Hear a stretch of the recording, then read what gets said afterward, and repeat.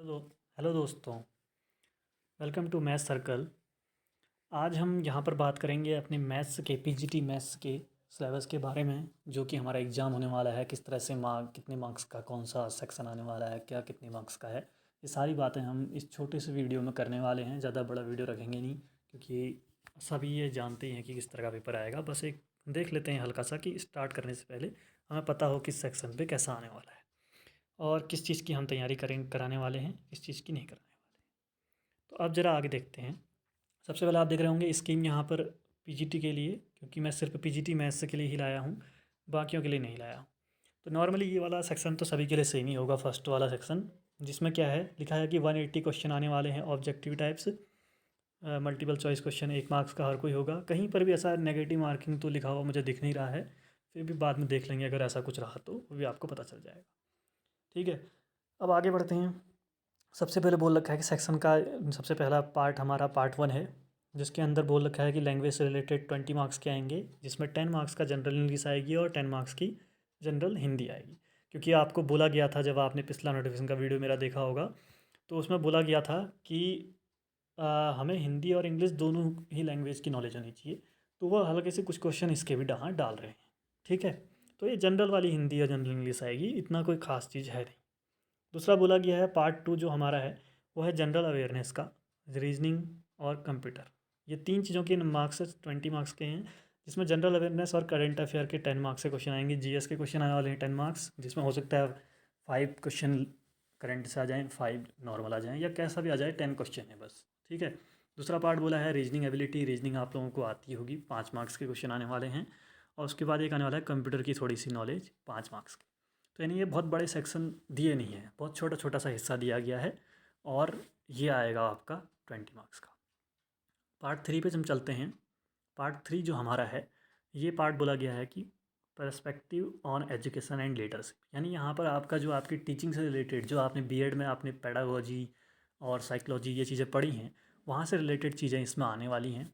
40 marks, और ये 40 marks बहुत ज़्यादा बड़ा हिस्सा है देखा जाए तो, जिसके अंदर आपको बता रखा है कि अंडरस्टैंडिंग द लर्नर से 15 क्वेश्चन आएंगे, अंडरस्टैंडिंग टीचिंग लर्निंग से 15 क्वेश्चन आएंगे, क्रिएटिव कंडक्टिव लर्निंग इन्वायरमेंट से भी कुछ क्वेश्चन आएंगे, और school organisation leadership, perspective in education, इन तीनों से 10 मार्क्स क्वेश्चन।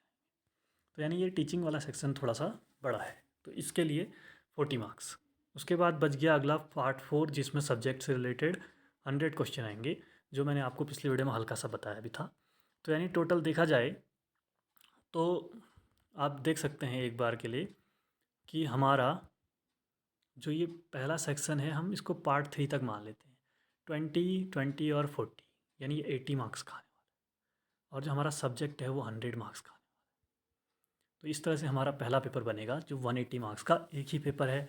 किसी सेक्शन के लिए कोई अलग से टाइम लिमिट नहीं है ऊपर दिया है, क्योंकि अधिकतर कंप्यूटर के एग्ज़ाम आप देखते होंगे, जो बैंक के एग्ज़ाम होते हैं, उनमें इंग्लिश सेक्शन के लिए अलग टाइम फिक्स होता है, हर के लिए फिक्स होता है। इसमें कोई ऐसा फिक्स नहीं है, आप जिस सेक्शन पे जाना चाहें उस सेक्शन पे चले जा सकते हैं। ये थोड़ा सा हमारे लिए अच्छा है, क्योंकि अगर हम ये 80 मार्क्स का ऊपर का काम जल्दी निपटा लें, तो हमारे यहाँ मैथ्स के लिए समय हम ज़्यादा बचा सकते हैं। क्योंकि आपको पता है कि 1 मार्क्स का एक क्वेश्चन है, और 1 मिनट ही मिल रहा है एक क्वेश्चन के लिए। ठीक है, तो ये चीज़ हो गई। उसके बाद ये हमारा पहला पार्ट हो गया, जिसमें 2 हिस्से थे, एग्ज़ाम। अब इसके बाद मेरिट लिस्ट बनेगी, और मेरिट लिस्ट में जो पोस्ट के हिसाब से वो लोग देखेंगे कि एक पोस्ट के लिए कितने लोगों को बुलाते हैं इंटरव्यू के लिए, उसके लिए बुलाएंगे। और उसमें हमारा 60 मार्क्स का है जो लिखा गया है, जिसमें हमारी 30 मार्क्स की डेमो टीचिंग होगी। आप टीचिंग कर रहे हैं, किस तरह से लिख रहे हैं, किस तरह से खड़े हैं, किस तरह से आप टॉपिक को समझा रहे हैं, वो वहाँ पर वह देखेंगे। और साथ में ही 30 मार्क्स का होगा इंटरव्यू, जो वहीं होगा। तो दोनों चीज़ें मिला के 60 मार्क्स के ये हो गया, यानी पार्ट 2 60 मार्क्स का। ठीक है, तो यहाँ 180 यहाँ हो गया, और 60 मार्क्स का यहाँ हो गया। साथ में नीचे लिखा गया है कि 70-30 यहाँ पर नीचे करा जाएगा। तो 70-30 यानी इसका 70% निकाला जाएगा, इसका 70% जितने मार्क्स आप कहेंगे उसका भी निकालेंगे, और टोटल का भी निकालेंगे, और इसका 30% निकाला जाएगा। तो पिछला वाले उसमें थोड़ा सा यहाँ गड़बड़ी हो गई थी। इसका 30% 18 मार्क्स होगा। ठीक है, और इसका 70 मार्क्स कितना होगा, 126। यानी हमारा जब हम इन दोनों को ऐड करेंगे तो हमारा बनेगा 144। यानी टोटल हमारा 144 मार्क्स का एग्ज़ाम है, जो मेरिट लिस्ट में नाम आएगा। ठीक है, मिलेगी जो। तो इस तरह से फिर हम इसको जोड़कर मार्क्स बना सकते हैं, ये तो आप सब जानते ही होंगे। तो इस तरह का रहने वाला है, यानी इंटरव्यू ज़्यादा मार्क्स का तो है नहीं, लेकिन आप जानते हैं कि पोस्टें इतनी ज़्यादा तो है नहीं, ठीक है, हज़ारों में भी नहीं है, 100 भी नहीं है मान के चले, तो अगर हम अलग अलग कैटेगरी में देखें तो बहुत ज़्यादा कंपटीशन रहेगा। आगे बढ़ते हैं। इसके बाद अब यहाँ पर आपको थोड़ा डिटेल में सिलेबस दिया है, जो ऊपर बताया था ना, वही सिलेबस डिटेल में है कि कौन सा हिस्सा कितने का आने वाला है। तो इस चीज़ को ज़रा देख लीजिए।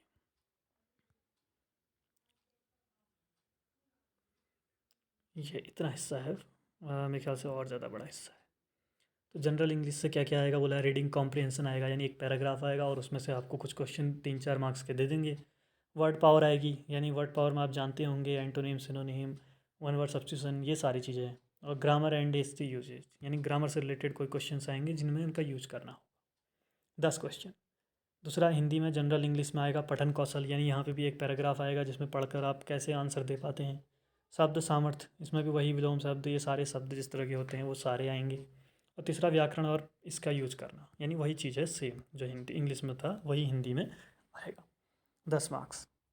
उसके बाद आते हैं जनरल वाले में, जिसमें मैंने आपको बताया ही था, देख लीजिए बोल रखा है जनरल अवेयरनेस और करंट अफेयर आएगी 10 मार्क्स की, कोई सिलेबस नहीं होता, रीजनिंग का कोई सिलेबस नहीं दिया है, कंप्यूटर का कोई सिलेबस नहीं, जनरल जनरल सी चीज़ें हैं, 10 5 5 मार्क्स की, ठीक है। इसके बाद आगे बढ़ते हैं हम तीसरे पार्ट पे, जिसमें बोला गया है टीचिंग से रिलेटेड, जो 40 मार्क्स का मैंने बोला था आपको, वह चीज़ है। और इसका एक काफ़ी बड़ा सा सेक्शन इसने दे रखा है, बहुत बड़ा है, ये नीचे तक है, ठीक है। तो इसके टॉपिक कई सारे आपने पढ़े ही होंगे पुरानी तैयारी में, सी टेट की तैयारी में आपने किए होंगे अपने स्टेट टी के एग्ज़ाम में। तो कुछ हिस्सा वहाँ से और कुछ हिस्सा आपको फिर से पढ़ना पड़ेगा उससे रिलेटेड। यहाँ पर इतना बड़ा सिलेबस है, अब ये तो हम पूरा पढ़ नहीं रहे हैं, ठीक है। क्यों नहीं पढ़ रहे हैं, क्योंकि हम इसकी तैयारी कराने वाले ही नहीं हैं, क्योंकि ये है जनरल वाला हिस्सा, तो इस हिस्से को आपको खुद तैयार करना है, ठीक है। और यहाँ तक का देख लीजिए, इतना बड़ा हिस्सा है, इसको भी मैं इसकी PDF भी यहाँ डिस्क्रिप्शन में डाल दूँगा, आप वहाँ से देख सकते हैं। उसके अलावा जो हमारा अगला पार्ट है जिसमें सब्जेक्ट स्पेसिफिक है, यानी ये हर किसी सब्जेक्ट वाले के लिए अलग अलग होगा। तो हम मैथ्स की बात कर रहे हैं, और नीचे पे फिर से टीचिंग वाला फिर से बोल दिया गया है 70-30, तो ये तो नॉर्मल चीज़ है। और यहाँ नीचे बोला भी है कि फाइनल मेरिट कैसे बनेगी, तो रिटन एग्ज़ाम और दोनों एग्ज़ाम जितने भी एग्ज़ाम्स हैं सभी के बेस पे बनेगी। अब आते हैं PGT के एग्ज़ाम, यहाँ पर जो हमारा सिलेबस में देख लीजिए क्या बोला है। इसमें बोला है कि NCERT बुक से आएगा 11th-12th की, और साथ ही साथ जो नॉलेज होगी कॉन्सेप्ट वो पोस्ट ग्रेजुएशन लेवल तक जा सकते हैं, क्वेश्चंस का लेवल। कुछ क्वेश्चन ऐसे आएंगे जो PG तक जा सकते हैं, ठीक है। वैसे तो 11th-12th से आएंगे, लेकिन उन्हीं पे बेस्ड क्वेश्चन वो PG तक के जा सकते हैं। तो नॉर्मली देखा जाए तो अगर 100 क्वेश्चन है, हम 100 के 100 तो कर नहीं पाएंगे, हमें पता है। तो हम जितने भी क्वेश्चन, मान लीजिए कि 80 क्वेश्चन ही अगर हम मैक्सिमम कर पाएँ, तो हम 11th-12th अच्छे से अगर पढ़ लें और उन्हीं से कुछ रिलेटेड कॉन्सेप्ट जो बड़ी क्लासेज में हैं उनको भी देख लें, तो मेरे ख्याल से 80 क्वेश्चन आराम से पहुंच सकते हैं, और इससे ज़्यादा वक्त तो वहाँ होगा भी नहीं, ये आप सब जानते हो, ठीक है। तो हम आते हैं इसके बाद आगे मैथ्स वाले से। और नॉर्मली ये जो दिया गया है सिलेबस 11th-12th का ही सिलेबस है पूरा का पूरा, कुछ इसमें ऐसा अलग है नहीं। तो जैसा कि आप देख सकते हो, पहला चैप्टर सेट्स, ठीक है, तो पूरा सेम सिलेबस है, finite set, infinite set, equal set, सब सेट, ये सारी चीज़ें वही हैं। तो हर एक पॉइंट को पढ़ने का कोई मतलब नहीं रहता अभी, क्योंकि जब हम तैयारी करेंगे तो हर चैप्टर को अच्छे से कर ही रहे होंगे, तो उस समय आप ये सारी चीज़ें वहाँ पढ़ लेंगे, ठीक है। और दूसरा है रिलेशन फंक्शन, ये भी आप जानते हो कि ये सेट तो 11th का टॉपिक है, रिलेशन फंक्शन 11th और 12th दोनों क्लासों में है। ट्रिग्नोमेट्री आप जानते हो कि भाई 9th से शुरू हो जाती है, और 12th 9th से नहीं 10th से शुरू हो जाती है, और पूरे 12th तक का रहती है। तो 10th 11th 12th के तीनों के हमें यहाँ पे क्वेश्चन ये करने पड़ेंगे। और कुछ चीज़ें यहाँ पे दी गई होती हैं, जैसे कि इन आइडेंटिटीज़ का यूज भी है, साइन स्क्वायर एक्स है, cos स्क्वायर एक्स है, तो नॉर्मली ये तो हमको पता ही है। उसके बाद बात आती है complex number in quadratic equation, तो ये हम जानते ही हैं कि भाई ये भी हमारे 11th में है मेनली ये चीज़। लीनियर इक्वलिटी भी 11th में है, ठीक है। परम्यूटेशन कॉम्बिनेशन 11th में है, बाइनोमियल थ्योरम 11th में है, सीक्वेंस रीच AP कुछ हिस्सा वहाँ है, कुछ हिस्सा वहाँ है, स्ट्रेट लाइन 11th में है, कोनिक सेक्शन 11th में है। तो आप देखेंगे तो शुरुआत में आपको 11th का सिलेबस दिखेगा, बाद में 12th का दिखेगा। जैसे इंट्रोडक्शन 3D का 11th में है, लेकिन जिसके बारे में ज़्यादा पढ़ेंगे तो 12th में है, ठीक है। और उसके बाद आगे लिमिट डेरिवेटिव 11th-12th में है, स्टैटिक्स 11th-12th दोनों में है, प्रोबेबिलिटी भी दोनों क्लासेज में है, रिलेशन फंक्शन, ठीक है, 11th-12th दोनों में ही है लगभग। इन्वर्स ट्रिग्नोमेट्री, ये भी आप जानते होंगे कि नॉर्मली ट्रिग्नोमेट्री ही है, ये कोई अलग चीज़ नहीं है। वही चीज़ सेम है, बस थोड़ा सा ग्राफ वाली चीज़ें हैं तो अलग से बना दिया है, नॉर्मली एक ही है। मैट्रिसेज 12th में है, डिटर्मिनेंट 12th में है, कंटिन्यूटी डिफरेंशिएबिलिटी 11th में है, और एप्लीकेशन डेरिवेटिव्स ये हमारा 12th में, ये 12th में है कंटिन्यूटी और ये वाले। अब देखिए 12th का सिलेबस देने लग गए हैं अपने आप ही, नीचे से चेंज होना शुरू हो गया। इंट्रीगल्स, इंटीग्रेशन आप जानते ही हो, और किस तरह के इंटीग्रेशन ज़्यादा इंपॉर्टेंट है वो भी ये दिया यही है। वैसे इसका कोई यूज है नहीं, पूरा ही पढ़ेंगे तो हम सारा ही पढ़ना है। एप्लीकेशन इंटीग्रेशन की होगी, डिफरेंशियल इक्वेशन हो गई, ये 12th में है। वेक्टर देखिए 12th का सिलेबस दिया है 3D, फिर आ गई ना 3D जो डिटेल में है। लीनियर प्रोग्रामिंग, LPP ये 12th में है, प्रोबेबिलिटी 12th में। ये चीज़ें हैं। अब जितना हमने देखा, क्या ये है सच में, तो कहीं पर भी इसमें कोई ऐसा टॉपिक नहीं है जो BSc ग्रेजुएशन लेवल या MSc लेवल का हो। नॉर्मली वैसे तो सारे ही टॉपिक होंगे, क्योंकि वेक्टर की BSc फर्स्ट ईयर में किताबें होती हैं बुक, डिफरेंशियल इक्वेशन की सेकंड ईयर में होती है बुक्स, ठीक है। इंटीग्रेशन तो सेकंड ईयर में भरपूर है, बहुत ज़्यादा नॉर्मली। लेकिन जो चीज़ें दिख रही हैं इनके बेस पर अगर देखोगे तो ये सब 11th-12th का ही है, आगे ग्रेजुएशन लेवल का है नहीं। लेकिन हम देखेंगे प्रीवियस ईयर पेपर भी साथ साथ देखते हुए चलेंगे, जिससे हमको पता चले कि कौन से टॉपिक से ग्रेजुएशन लेवल के क्वेश्चन आ सकते हैं, तो उनको वहाँ का भी करेंगे। तो आप ज़रा देखो, जितने बोले थे टॉपिक सेट था, रिलेशन फंक्शन, टिग्नोमेट्री, एक ये नहीं, ये चैप्टर नहीं दे रखा है, ठीक है।